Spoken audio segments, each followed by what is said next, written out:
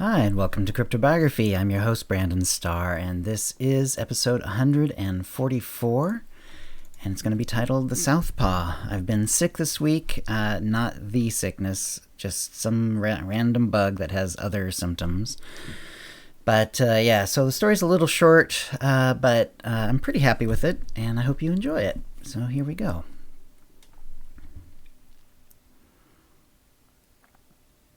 The Southpaw.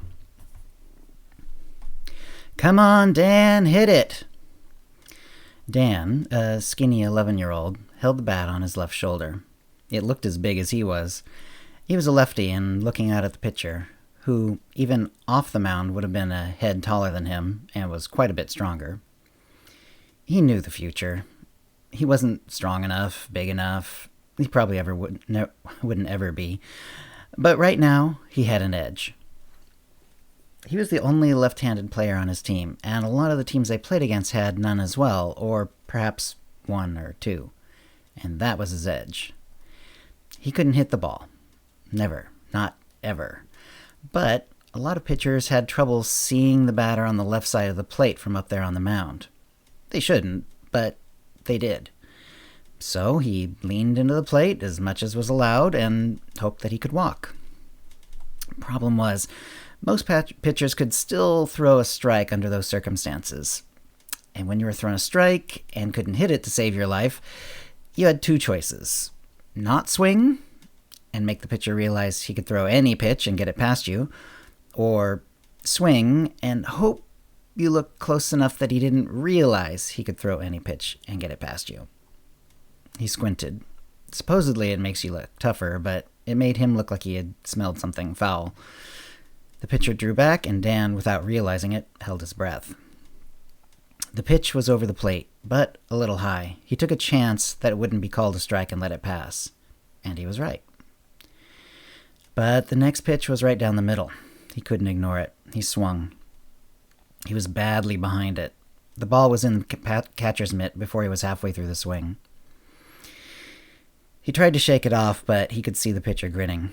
2 more pitches, and he was walking back to the bench. He stood in right field, fortunately only getting 2 balls hit to him, and struck out the 2 more times he was at bat. He walked off the field, dejected, as he usually did when he wasn't on the mound. His father was there. He wasn't stern, he wasn't angry, but Dan could feel disappointment coming from him. "Next time, Tiger," his dad said. "I can't hit," Dan said, it all coming out in a rush. "I'd like to practice. Batting practice." His dad just looked at him. Dan knew it was hopeless. They lived in the middle of nowhere. There were no batting cages. So any batting practice involved lots and lots of running after balls, whether missed or hit. If they got a third person to catch, it could help.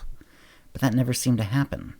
Certainly not at practice, which was all about defense, catching balls and throwing well to the right base or the cutoff player.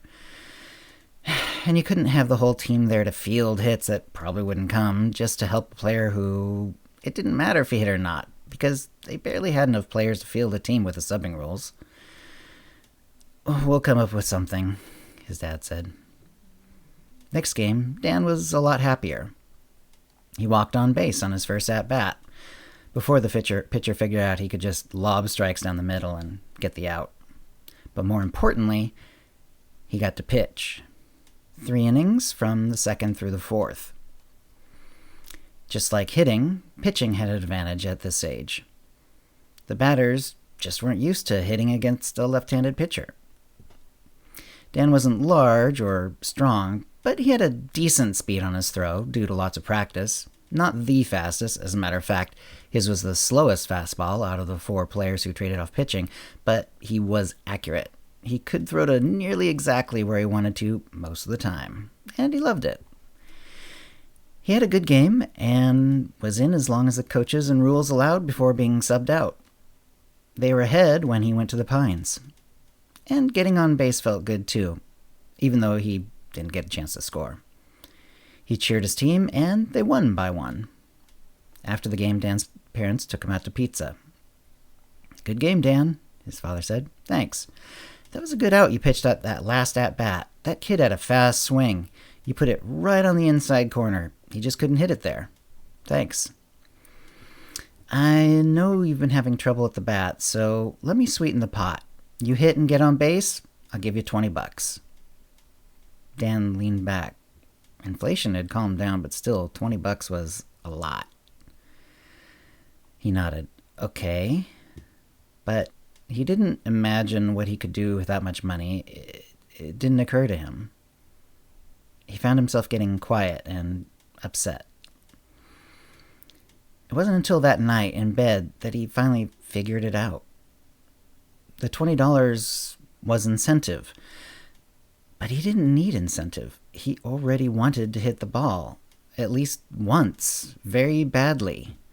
He knew it was a drag on the team. And the embarrassment alone was enough. He needed practice, but he had no way to get it. That season was the last he played Little League. He always looked back on it fondly, even if he never got above a .000 batting average. And he learned that money wasn't his motivator. And that's the story. Hope you enjoyed it. I enjoyed writing it. As you might be able to tell, this is based in good part on personal experience. But yeah, if you have any comments or questions about this episode or previous episodes, CryptoBiography@gmail.com, or hit us up on Facebook or Twitter. And thanks for listening. Words and music copyright 2020, CryptoBiography LLC, all rights reserved. Characters and events are fictional, fictionalized, or satirical.